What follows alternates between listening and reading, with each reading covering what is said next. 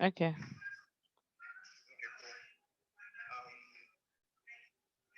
Okay, so I've added myself. So let me just see if I can join.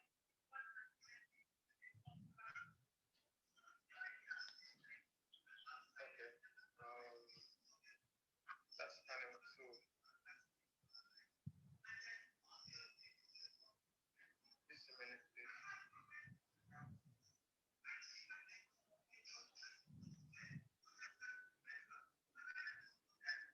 Next session.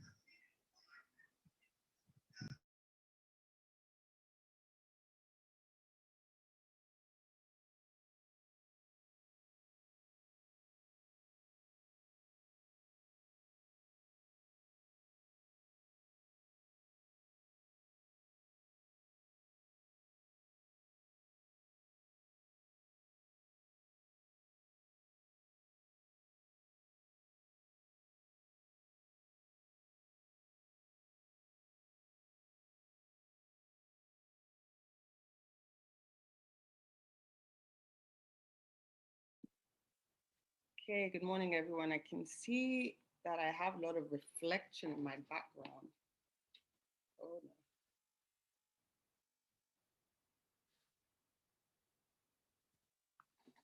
Good morning, everyone. Morning, Anita. Good morning. I'm wondering whether I should just have a plain background because I'm not quite sure what's going on with mine. Hi, Anita. Can you hear me well? Hi. Hi, Yetunde. Hi, Folake. Hi, Audrey. Hi. Hi, good morning. Hello, Hi. Chama. Good morning, Anita. Good morning, everyone. Well, welcome to this panel. The conversations are still ongoing about how we can promote gender inclusion in the energy space. For this panel, we'll be discussing the energy transition and the role of women. And then we'll be having Anita Otobo, the head of project management unit in the REA, moderate this session. Anita, just give me some seconds. Sometimes our horns as women need to be blown, so that we can begin to appreciate one another in the space. So to talk more about Anita, our moderator, Anita is currently the head of the program management unit of the Nigerian Electrification Project NEP, which aims to accelerate the private market for the development of mini grids and captive power plants, as well as for the deployment of solar home systems for unserved and underserved homes. She was part of the rural electrification management team that secured $350 million and 200 million loan facilities for the NEP's implementation from the World Bank and the African Development Bank, respectively. Anita is a qualified lawyer and certified project manager with over 10 years of professional experience in the sector, including electric power, oil and gas, and climate change. She was previously the head of special projects in the REA, providing program management services to the development and implementation of the Energizing Education Program. She was also a former member of the advisory power team in the office of the Vice President of the Federal Republic of Nigeria. She was a technical assistant to the Minister of Power, and her services have also been engaged by the National Assembly, the Transmission Company of Nigeria, British Petroleum, the Nigerian National Petroleum Corporation, NNPC, the Federal Ministry of Environment, and the Federal Ministry of Works and Housing and Kaduna State Government. Anita was recently appointed as a member of the advisory board of the Universal Energy Facility, which is a multi-donor result-based financing facility that provides incentive payments to eligible organizations. Anita has a passion for climate change, and Anita is also a non-executive board member of Chanja Dirty Recycling Company. So we have our power-driven moderator lead us through this session. Anita, over to you, please. Thank you very much, Choma, for the introduction. I'm really happy and pleased to be here today. So thank you for the organizers for selecting me to be a moderator, especially a moderator of a leading panel, in my opinion, not being biased, but I have 4 leading, inspiring women in the energy space who I have the privilege of asking some questions to. So stay tuned. So that being said, I'm going to introduce my panel members, starting off with Engineer Yetunde Taiwo. Are you here? Yes, she is. Okay, yes, so Engineer Yetunde, fantastic, you're welcome. Engineer Yetunde is the General Manager, New Energy of Seplat Petroleum Development Company, a role she assumed in January 2021, so recently, after her secondment as the pioneer Managing Director of Ano Gas Processing Company, AGPC, a flagship midstream gas processing company formed by a partnership between Seplat and the Nigerian gas company. In her new position as GM, New Energy, Yetunde will drive Seplat's midstream gas business with the focus of accelerating the overall company gas strategy, as well as developing opportunities to deliver a lower carbon energy business. She holds a BSc honors degree in petroleum engineering from the University of Ibadan, which she obtained in 1990. After graduation, Yetunde worked briefly with Elf Nigeria Limited, which is now Total, before moving to Chevron Nigeria Limited as a petroleum engineer, where she spent the next 15 years of her career specializing in production and reservoir management. In between, she moved into the planning function and worked as a planning advisor before leaving Chevron. It was in this capacity that she moved onwards to join BG Nigeria as the first country economics manager in 2007. Her versatile exposure and expertise allowed her easy movement to local independent oil companies and government like Seplat and NAPIMS, respectively. Yetunde is a member of the Nigerian Society of Engineers and the Society of Petroleum Engineers. She enjoys writing, as it's her dream to have her writing published someday. Together with a few of her friends, she manages a non-profit association, Education for Life, that mentors children between the ages of 10 to 15 years and provides educational assistance to indigenous female children within her immediate community. Very inspiring, as I said. You're most welcome once again, Engineer Yetunde. Happy to have you here. And then our second panelist for today is, I would like to call her Engineer Habiba. I'm not sure if she is an engineer, but she is definitely leading in the renewable energy space. She has been You are? Okay, fantastic. So Habiba has been in the renewable energy industry since 2005. That's a long time. I mean, the Electric Power Sector Reform Act, that's when it was established, 2005. She co-founded a developmental association for renewable energies and worked as national coordinator. She worked on the Clean Development Mechanism Project, Efficient Cook Stoves for Nigeria, the Solar Lamps Assembly, and Cells Training Program, and the Solar Dryers for Healthy Foods project. Habiba branched out to handle the commercial aspects of the renewable energy industry by launching Sosai Renewable Energies, which I'm sure you all know about.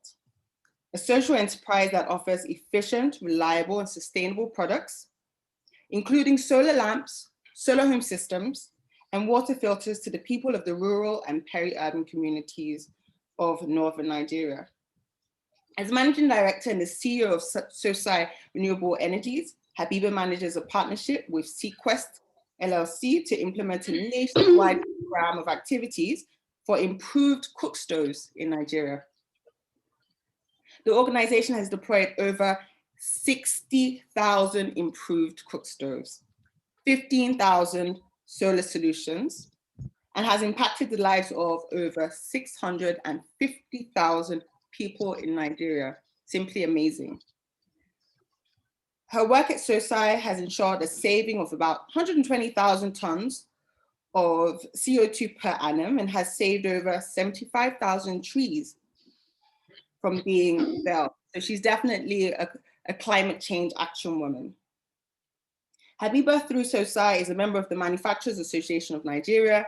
She was the Premier Vice President of the Renewable Energy Association of Nigeria and a member of the Clean Cooking Alliance, the Nigerian Alliance for Clean Cook Stoves, and the Netherlands Alumni Association of Nigeria, where she is a member of the board of trustee.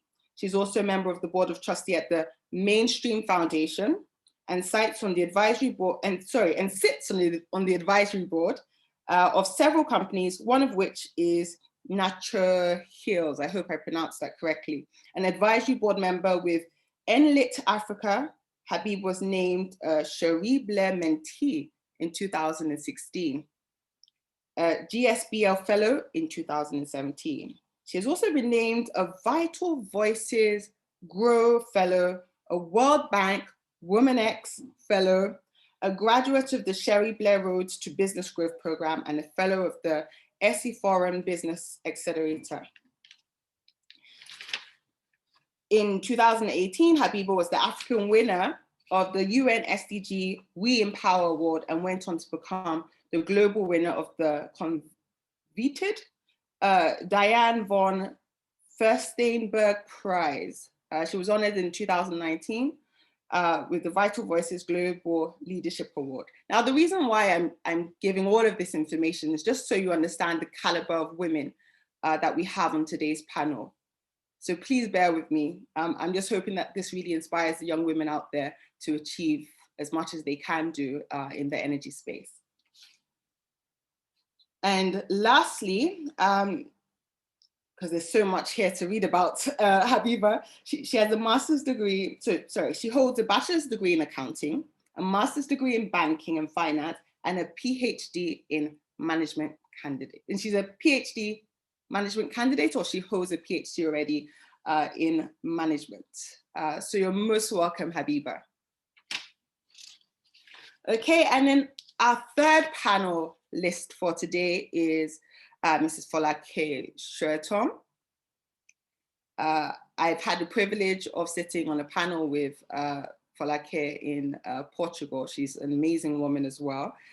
She is a graduate of banking and finance, also from the University of Lagos, so homebred, with over 20 years of professional experience in the management of startups, sales and marketing, change management, and over 13 years in a myriad of leadership roles. Her experience spans the aviation, oil and gas, and power sectors in Nigeria and Ghana, where she honed her skills rather, in Halliburton, British Airways, Virgin Nigeria, and Sahara Group.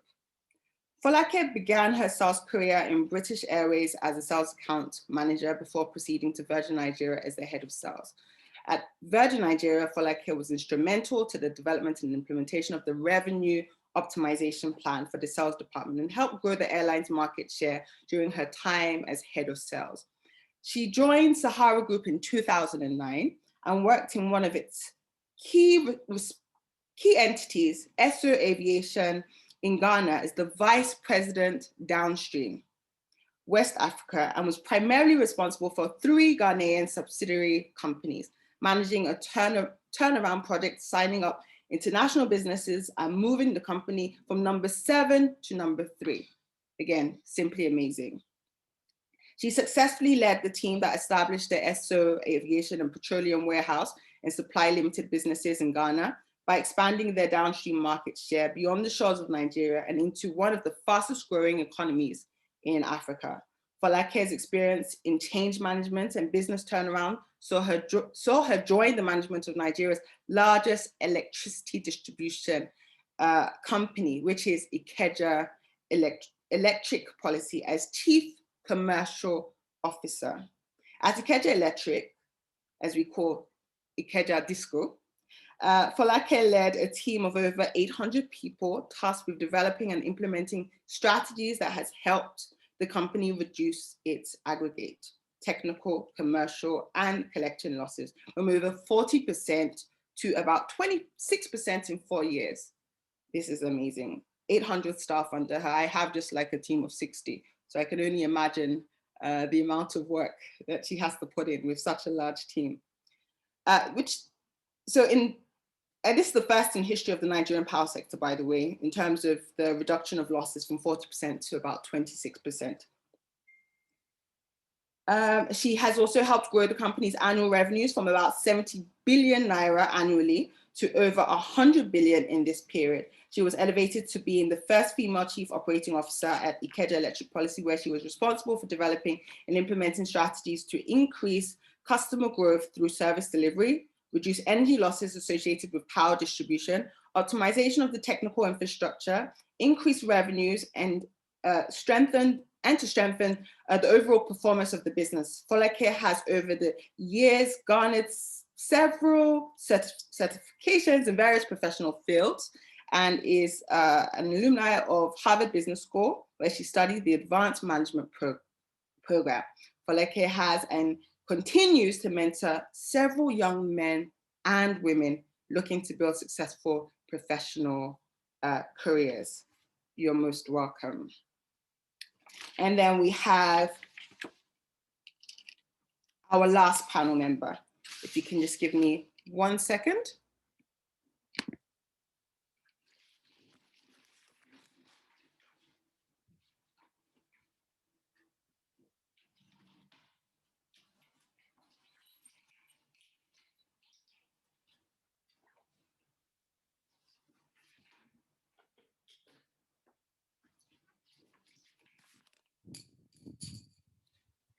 So sorry, this is the issue when you live in Nigeria and they take electricity unexpectedly. So quickly organizing myself, if you can give me a second.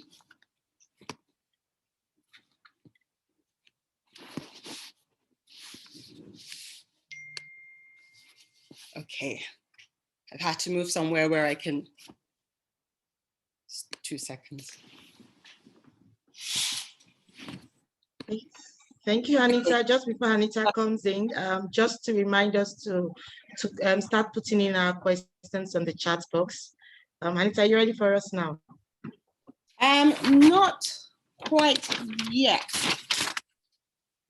Sincere apologies for this. Okay, so I believe I have another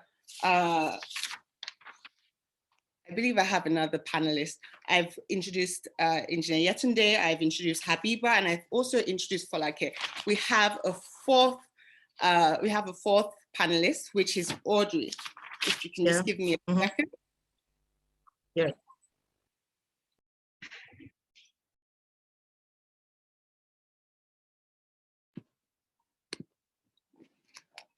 Okay, so Audrey is the Deputy Managing Director of Falcon Corporation Limited, a leading wholly indigenous midstream and downstream energy, gas distribution and trading company, which she co-founded in 1994. An accomplished professional, Audrey holds several master's degrees in finance, marketing, and business administration from the Lagos Business School, University of Nigeria, and Nnamdi Azikiwe University. So once again, homegrown talent. She also holds several executive certifications in management, leadership, and governance from Harvard Business School, IE Business School, IESC Business School, and the Wimborne Institute. Audrey is the immediate past president, so between 2018 and 2021, of the Nigerian Gas Association, the umbrella association and voice for businesses and professionals involved in the Nigerian gas industry. She is the first woman to have occupied this position of the Nigerian Gas Association president in the association's 22-year history. Amazing. A seasoned energy expert, Audrey is a fellow of the Energy Institute, UK, FEI. She is a founding member of Women in Energy Network, a member and a global role model for women in LPG, Nigeria chapter, and a member of the Nigeria Content Development and Monitoring Board, NCCF Diversity Sectoral Working Group. Audrey sits on the advisory board of the Enterprise Development Center of the Pan-Atlantic University. She is on the Executive Council of Women in Management, Business, and Public Service, WIMBIZ, which I'm sure we've all heard about, where she also serves as chairperson, WIMBIZ Capital Committee. She's a certified transformative coach and member of the International Coach Federation. She's the founder and promoter of the Barnabas Widows Support Foundation, and the founder and promoter of the Double Impact Platform, a business training and relationship building foundation for entrepreneurial couples in business together. Audrey is a speaker on various international platforms, including TEDx. She won several awards for her contributions to building entrepreneurial capacity in the industry and Nigeria at large, including the prestigious Ernst & Young Entrepreneur of the Year West Africa 2014 Award and the Lagos Business School Pan-Atlantic University Distinguished Alumni Award 2018. She is a prolific writer, a blogger, and author with 4 published books. She was recognized as one of the leading ladies, Africa 100 Most Inspiring Women in Nigeria 2019. Now, what do you say about that? 4 simply amazing, inspiring, hardworking, intelligent, leading women in the energy space. Now, I know I've taken up a lot of time just introducing them to you, but really this is just to inspire the young women out there to attain such achievements. So with that being said, we're now going to finally move on to the questions session. So my first question goes to Engineer Yetunde, who was the first lady that I had introduced. Hi, Engineer Yetunde, how are you? Hi, Anita. I'm doing very well, thank you. Awesome, awesome, awesome. So my first question to you is, what has been the experience of private?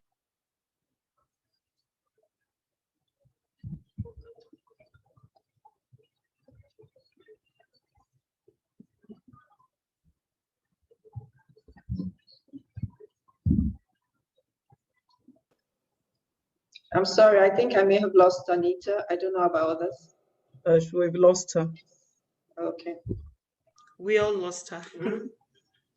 But I think maybe we could find that question she was trying to ask you.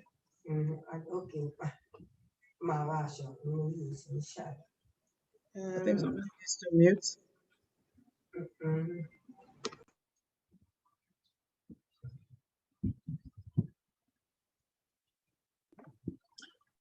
Hello, can you hear me? Yes, I can hear you, Chairman. Yes, we hear you. Okay, so pending when we have Anita come back, we'll just probably have Mrs. Yetunde give us some highlights. So this is not like a question, how highlights on how much women have to do in the transition of energy. What's the role of women in the transition of energy? So we'll just have you give us a brief on that while we're waiting for Anita to give her question. Yeah, thanks, Chairman.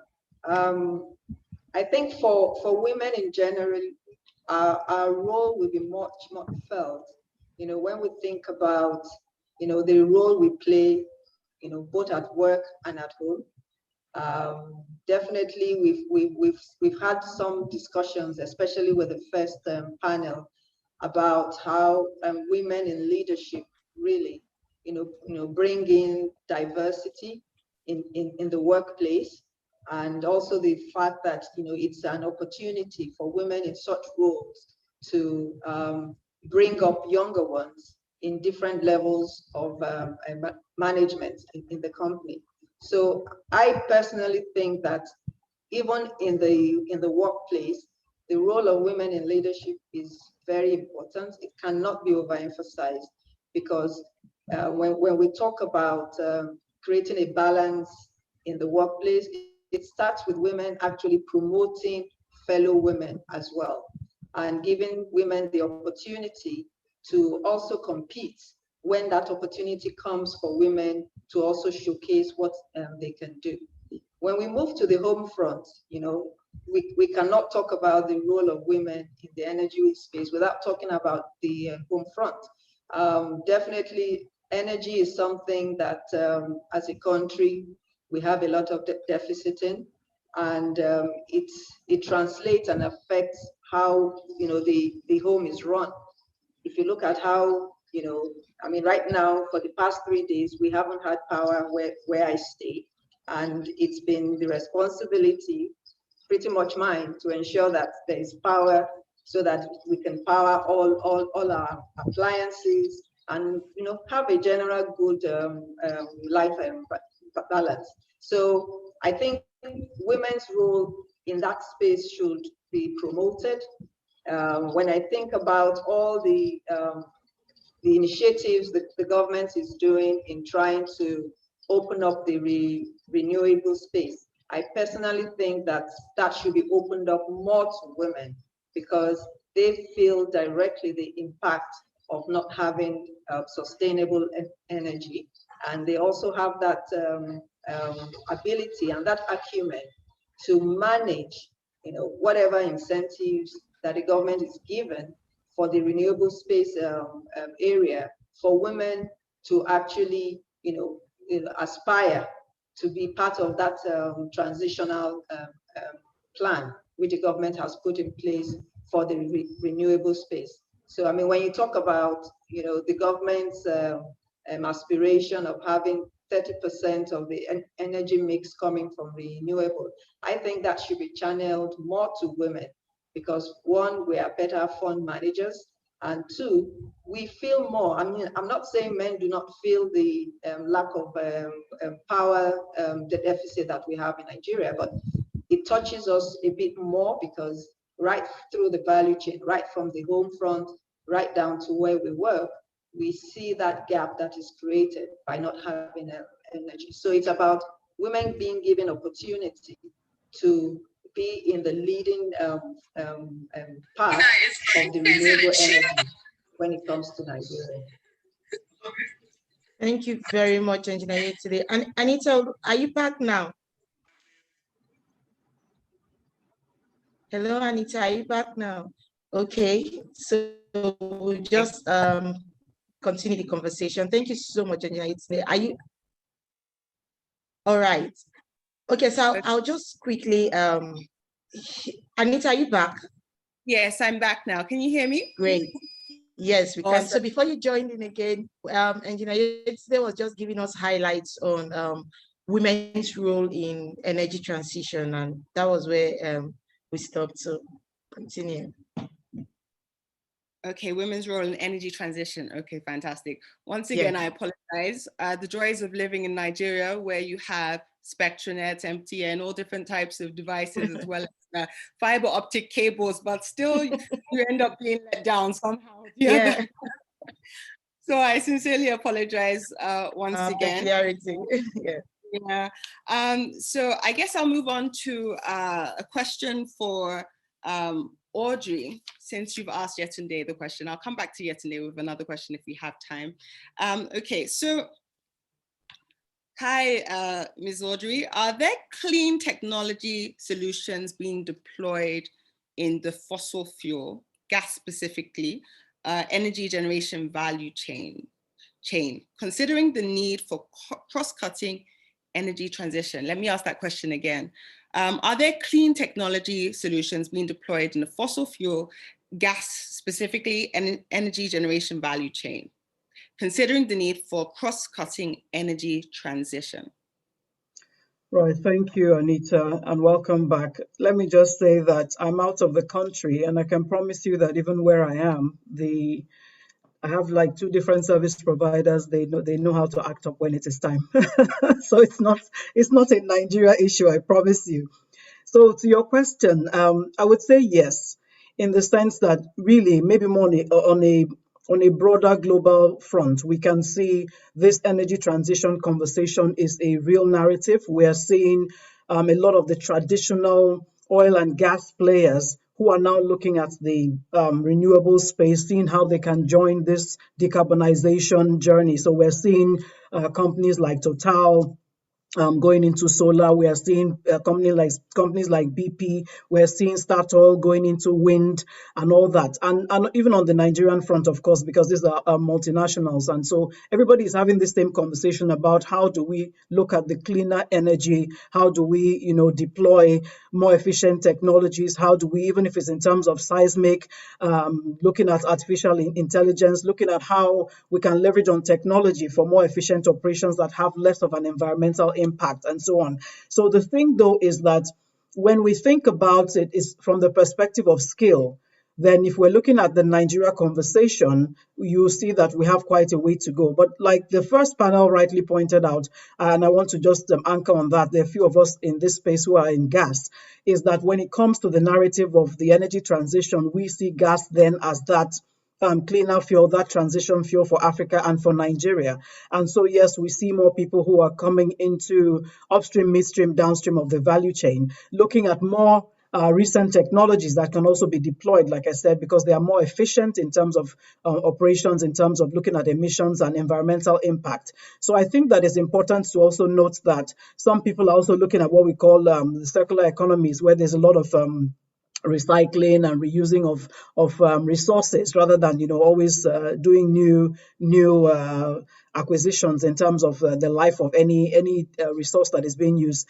So I think that for Nigeria, we have to continue on this journey in looking at what are the newer technologies we can deploy, especially because of a lot of our assets are aging, and then also because we are on a gas journey. This is the decade of gas, and we're seeing a lot of work being done from the LPG, the auto gas markets, the infrastructure side of the business. So yes, we have the opportunity to do even better from the scale perspective going forward. Thanks, Anita. Thank you very, very much for that, Audrey. Quickly moving on, because I am conscious of the time, I'm going to ask Habiba. So we're moving on from the gas aspect to the renewable energy. Habiba is, as I mentioned, very well known in the renewable energy space. The question I want to ask her is, what are the current steps being taken by renewable energy companies towards making renewable energy solutions affordable to all Nigerians? I know you focus mainly in rural communities within the northern side of the country. What are the steps that renewable energy companies are taking towards making renewable energy solutions affordable to all Nigerians, particularly core rural populations? Thank you. Okay, so thank you so much, Anita, and I'm so honored to be on the panel with such powerful women. So basically, having been in the renewable energy sector for this long and starting with the time when even a small solar lantern was like $50, and that was quite expensive for any household or woman to be able to buy it. And even then, I used to scream out that I wish we had a way to make this affordable by, allowing the people to pay installmentally. So that was when we thought of the idea of doing the Mata Area Wants to Say initiative, where we actually give women the solutions to go sell, and they understand their people, they understand their market, so they're able to tell them, okay, Mr. A is going to pay, so pay in 3 months or 2 months or 1 month or whatever. So they already organize structured programs. But luckily, with time and the fact that renewable energies also started dropping, and unfortunately, we do not feel so much of the drop in prices, especially in Africa, because of all the hassles of importations and all of that. The truth of the matter is that the prices have dropped. Even if the prices have not dropped, we actually have a lot better technology. I remember when the barefoot power lamp was like just a torchlight, but now, I mean, you can see amazing solar solutions across Greenlight Planet, D-Light, and all of them, very bright, fulfilling all the needs of people. When I started this work, the Achibalbal, the kerosene lantern, was still the favorite to go for women who sold by the roadside at night. But now you hardly see that. Worst case scenario, you see the battery powered lamps. So of course, because why you will even still find the battery powered lamps is simply because people still find it difficult to take out that 19,000 naira, 20,000 naira to buy 1 point of solar lantern, as much as you promise that it's going to last them for so long. So it's been such a hassle to also sell. And so what we do is we go the pay as you go way. So instead of saying, because what we especially Sosai has suffered is that we tried to do the installmental payment thing, and we actually lost a lot of money. We have so much money in default out there with the people in the communities, because as much as you want to pick up on your money, you can only travel this far. And sometimes some of the agents or distributors are the ones who know where your customers are. And then if they are not willing to help you find them, then that's a big trouble for you. So to make it affordable and not cheap, because I mean, cheap means, for me, cheap could be both ways. It could mean good price but horrible products. So let's make it affordable so that we still have the reliable and affordable very nice product that can actually suit people's needs. So pay-as-you-go has come into play. People actually pay in a structured payment, and luckily there are now technologies that back the back end, such that if you sell a solution and the people are not paying on time, the solution actually gets switched off. In fact, the things have so advanced now that even technologies like Angaza and Solaris can actually pinpoint where your solution is, which is one of the problems that we used to have. You sell a solution and the agent is missing and you can't find it, and that's it. But now, at least with GPS, you can track the solution up to the point where it is, and that's like very, very nice for us. So we're still being forced to do structured payments, but luckily, I think the government's turned head. I mean, the heads have turned. I remember when we started, nobody was listening to you. I remember I was at a conference at one time, and I got up and raised my hand and said, "Can we?" Because people were complaining of energy and they were talking about generators, and I'm like, "Can we start looking?" No, sit down, madam.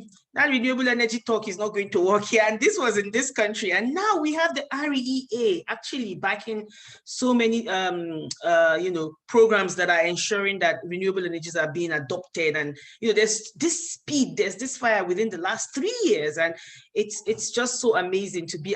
I'm happy to be alive at this time. That is what I would say, because I remember I've had several quarrels with people. The former head of ECN, I told him I'm so disappointed that he's from the north. People are from the north, and from Kaduna, from Sokoto down to Abuja, you don't see solar panels everywhere when we have so much abundant sunshine. And he got really livid. But now we don't have to have those kind of conversations. Instead, we're having conversations that are discussing how can we get better products, how can we make it affordable, how do we get more financing into the sector.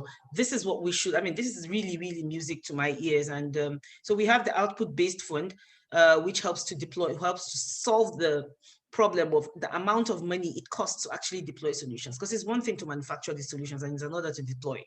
It's very hard to get into those rural areas and sell these products. And that's what we have had to suffer all of these years. And so it's not cheap. It's as expensive as is, if not even more expensive to sell that product than it is to even manufacture it. And so luckily with the output-based fund, you get some sort of respite where if you sell as much as that's been stated to be sold, you can actually get some sort of money back to cover some of your expenses. What we've been able to do at Sosai is that we've actually reduced the cost of the products to the people so that we can even get people adopting faster. And we have other strategies that we're using to ensure that we make it affordable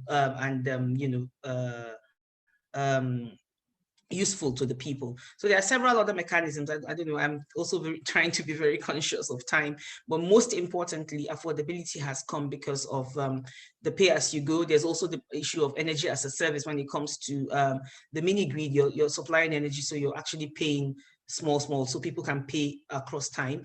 We've done solutions in schools and hospitals that we've allowed, with support from Dutch Good Growth Fund, we've allowed people to pay over 36 months.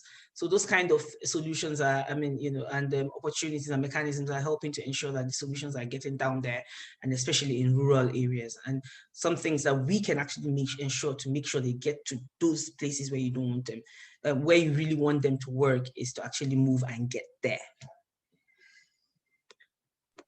Thank you very much, Habiba, for that answer. We've heard from a CEO of a midstream, downstream gas company. We've heard from a CEO of a renewable energy company. We're now about to hear from a CEO of a distribution company, that's Ikeja Electric Distribution Company. So Folake, this question's to you. What is the state of relationship between discos and off-grid power developers or operators? I'll ask the question again. What is the state of relationship between distribution companies and off-grid power developers / operators? Thank you. Thank you very much, Anita. Good afternoon, everyone. It's great to be here and be speaking amongst these wonderful women. As I listened to Habiba, I was like, oh my world, she has output-based funds. You're lucky. I wish I had that. Anyway, I'll just go straight to the question which you've asked. And the truth is that there are many players in the off-grid space who are obviously looking or seeking collaboration with different stakeholders, discos inclusive, to enable them expand into obviously the existing sub-Saharan African markets. And the main objective obviously is to ensure that they can enhance and improve people's lives who either don't have access to grid energy or have very limited access to this supply. Now for us as DISCOs, and I will be speaking obviously on behalf of other DISCOs as well, we definitely see the renewable off-grid power as a means of diversifying our energy mix and obviously augmenting the energy demand of our customers, and that's Nigerians. Because ultimately, what does the customer want? And that's why we're all here. The customer just simply wants power, reliable power at an affordable price. That's all they want. They don't really understand the renewables. They don't understand the fact that this should be clean. They don't understand this Paris Agreement. It's gibberish to them. And once we understand what is driving us, which is the customer, and ensuring that we can provide this service, and if we provide this service or provide this power, we understand the direct impact on the economy. It's just a direct impact, boom. It affects the economy. Then collaboration is critical between the DISCOs and these other options, particularly since the advent of the NEC mini grid regulation in 2017. We have had a couple of mini grid prospects who have come to us sharing their ideas. And the truth is that there are a lot of benefits. So for example, Habiba spoke about these out-based funds, because they have access to certain funds that the DISCOs don't really have access to. If we collaborate with the renewable space or promoters, we can definitely enhance our own business model. Also, we can also create energy or provide energy in areas where we are either not providing enough or we're not even providing at all, but it's under our network. So it's a benefit for both parties. There are communities that have low voltage lines that the DISCOs are not able to service at this point. With this sort of collaboration, it will help also ensure that these areas get this energy. So you would ask, why have we not seen this intended growth, in the area of renewables and off-grid projects in the distribution space? The truth is that the renewables and off-grid projects are still stifled by technological advancement. As today, technology is available, but it's expensive. And it makes commercial viability really difficult. You can hear Habiba reference, and I like that. I mean, the other solutions that they're coming up with to ensure that you reduce this cost. Most projects are usually sponsored by governments and financial institutions, partly to enable this research be cheaper, and of course the technology, like I said, be more efficient. And despite some of these challenges, without me repeating what Habiba said, we at Ikeja Electric, we are part of a Sahara Power Group. And the Sahara Power Group is actively pursuing off-grid projects that are focused on two perspectives. That is underserved customers that are within the IE network, and customers that are not served at all, but are still within IE's network or outside of IE's network. Those are some of the things that we're doing, that's the group is doing. So for us, collaboration is critical, and we're supportive of the renewable space, especially because Nigeria is committed to the Paris Agreement. So whether we like it or not, we're going to have to ensure that both the DISCOs and the renewable space and all stakeholders, and remember what Chris Chikinwosu said, whether we like it or not, we have to find a balance that works for all the stakeholders. And so that pretty much is my pitch on that question. Thank you. Thank you very much, Folake. And it's literally like music to my ears to hear from a DISCO who's very willing to work with renewable energy companies, being that, obviously I work in the off-grid space. Honestly, for us to achieve that universal access to electrification, there is need for that collaboration between both ends of the sector. So thank you for that answer. Conscious of the time, I think we have about 5 minutes left. I'll see if I can get in one more question for each of our members. So if I can ask you to keep your answers as short as possible. So my second question goes to Engineer Yetunde. What is the current state of female presence in terms of employment and ownership in private energy subsector? So again, what is the current state of female presence in terms of employment and ownership in the private energy subsector? Thank you. Yeah, Anita, I think to say, my answer in the little time you've given me, I would say that, it depends on what level that you are actually looking at. Clearly, the journey to recognizing the disparity in the representation of women in the energy sector has begun. And with that comes the question you're posing.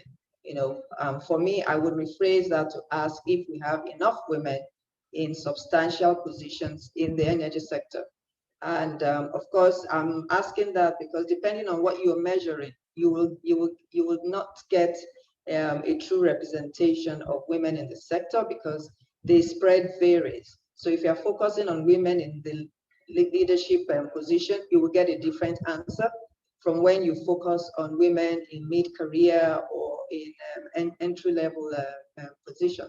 If I take where I work, for example, that's Seplat, we do have a sizable amount of women in the senior leadership level, and that has helped in the sense that when opportunities do come up, it's made available to such women and they can compete quite favorably. But if it's not the same in other companies. So what I think we need to do, and it should be a multiple pronged attempt, is for us first to ask ourselves what that big picture is. What is our desired goal for representation of women in the industry? That's number one. And then number two, we need to get the actual statistics, which is what Chike was actually saying. For us to say that we want balance, we need to be specific as to where we want that balance to be.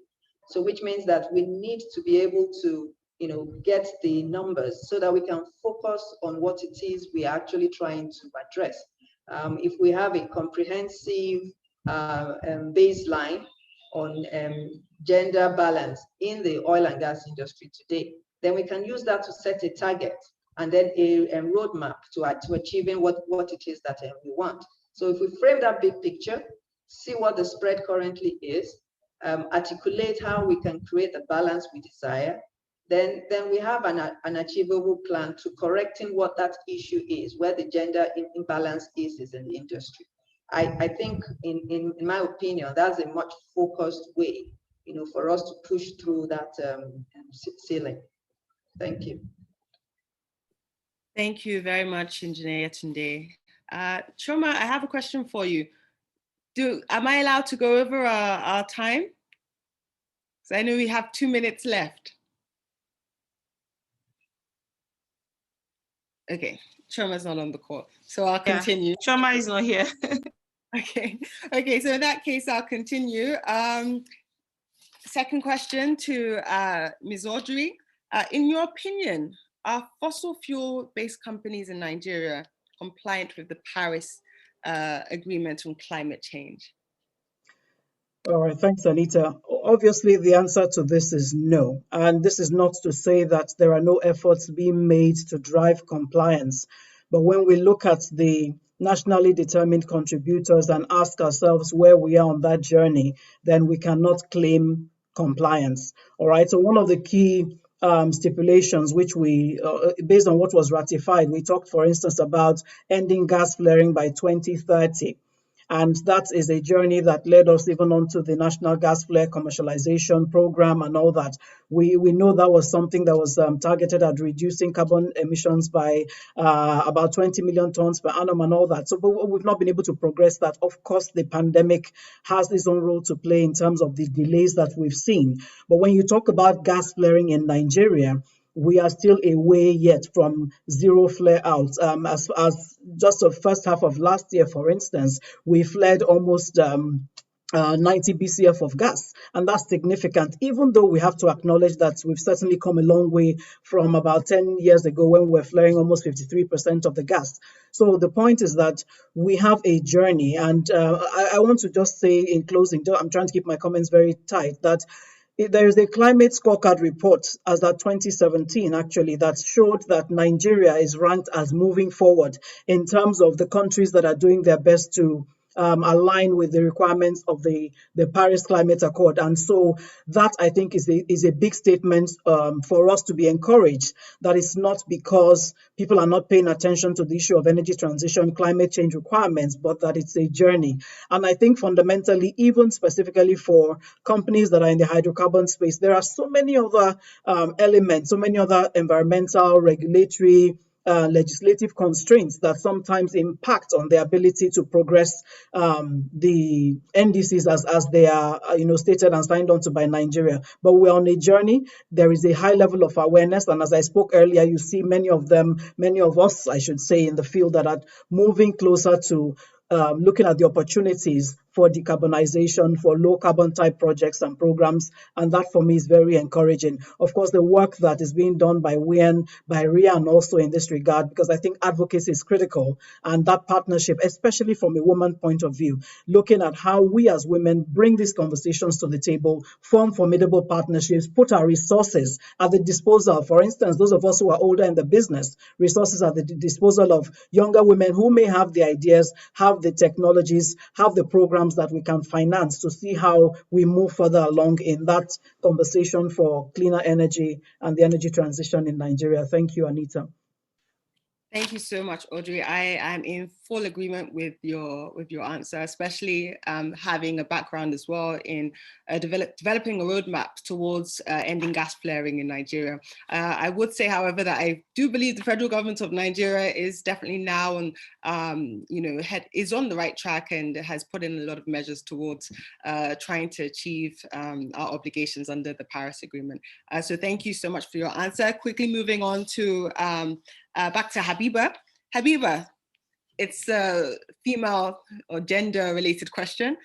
So far, what has been the input of the private sector in mainstreaming gender in energy access? So ensuring that more women have access to energy. So we're not talking about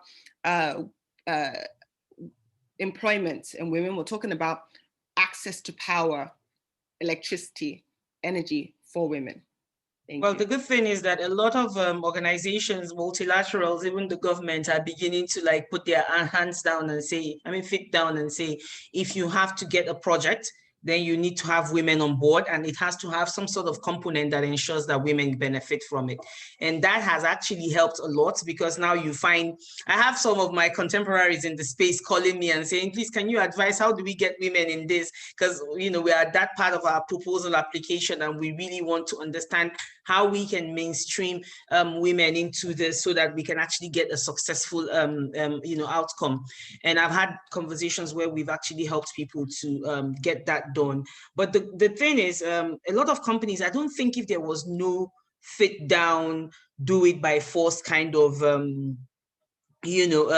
trajectory there, anybody will bother, because we're seeing ordinarily as, they wouldn't even be able to do it. What is she even doing in this space anyway? She's a woman, because I've had that experience severally.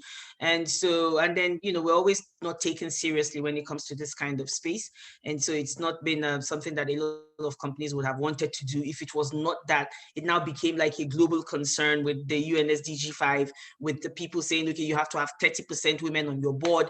Your project has to have some sort of way that it is inculcating women into it and all of that. For us, we've always worked through women, and currently we're doing the powered by Sosai solar drying hubs, where we have 7 hubs across 3 states of Nigeria.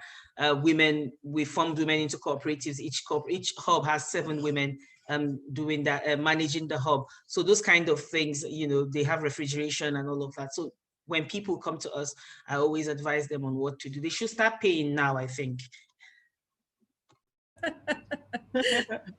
Thank you so much. And then my last question for my last but not the least inspiring panel member, Folake. Based on your experience with energy rates and collections, what challenges will off-grid renewable energy operators likely face in their rates and collection mechanism, and how can it be mitigated? I'll ask you again, or you got? I got it. And I think, to be fair, Habiba kind of referenced that, and I really was interested to hear how she's coping, considering the cost of their their energy. Right. First of all, from experience, when you have stable power, and even you increase the cost of power, like has happened in recent time, where the regulator has said the discos should offer a certain level of service, and then you're allowed to charge a tariff that kind of reflects it, not 100%, but at least near cost reflective. What we have seen is that people have begun to steal, simple, long and short. They are looking for ways of bypassing their meters. They're looking for ways of tampering. They're looking for ways of doing illegal connections. And so that is a major issue, even when you provide the power. And it's simply because of what is happening in the economy. We've looked at areas we have areas in our business where before this service-based tariff started, what we call the bilateral agreement, where we cleaned up a particular area, we made sure that the network was clean, we made sure everyone was metered, and we're still experiencing losses. And drilling down, we found out it's theft. So when Habiba spoke, and she spoke about this technology that can switch off when people don't make payment, I thought, lucky her. But that is the truth. People, if people are trying to steal from discos whose costs are not as much, or the rate is not as high as the renewable rate, then definitely the renewable guys will have the same challenge. They will try and steal from they them. do steal a lot. Absolutely. They do steal a Absolutely. lot. Absolutely. Exactly. And then another annoying thing is they do not even understand why they have to pay, because ordinarily a Nigerian person believes energy should not be expensive. We do not understand that energy is not a cheap commodity at all. Absolutely, absolutely, absolutely, absolutely. Thank you, Habiba. So pretty much that's it. But I think that Habiba has already spoken about the technology, which is why I said this collaboration is important, because we can also learn or leverage on that technology if it exists today. Because if the discos have that sort of technology, voila, it improves efficiency as well on our part. So pretty much that's it from me. And just to add to that, and I think that is where the IMAS connection really helps, because we're doing I mean, 6 companies are piloting the IMAS relationship now, interconnected mini grid, and I'm sure you have one. And I see that as one of the things that could actually help us, because if you deploy your renewable energy off-grid solution for generation, and then we're using your infrastructure to deploy, and we have these meters, and we have maybe an Angaza or a Solaris behind the scene monitoring where everything is happening, where it's being stolen from. I think we could actually try our best to clean up the space, because it's not about the companies not providing or the government not working hard. It is the people that have a pedigree of theft, not agreeing that it is expensive, not agreeing that it's an important, you know, whatever. Sorry, Anita. Thank you, Habiba, for that. Thanks, Habiba. Thank you, Folake. Thank you, Audrey. Thank you, Yetunde. It honestly has been a very interesting discussion.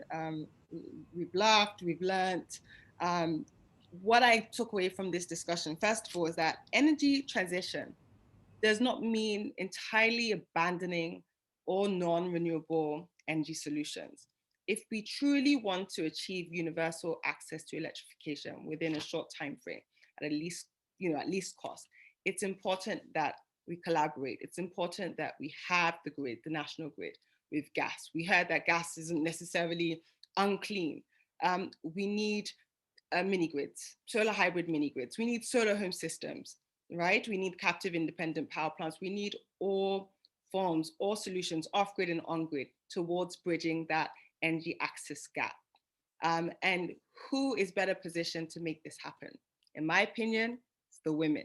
So we need to, I encourage you all in your positions of leadership to try and engage more female employees, not just because they're women, but obviously based on merit, right? Inspire more women, mentor more women, right? And also, as you're distributing this power, ensure that the women, that that women are also receiving this power that's being generated and distributed.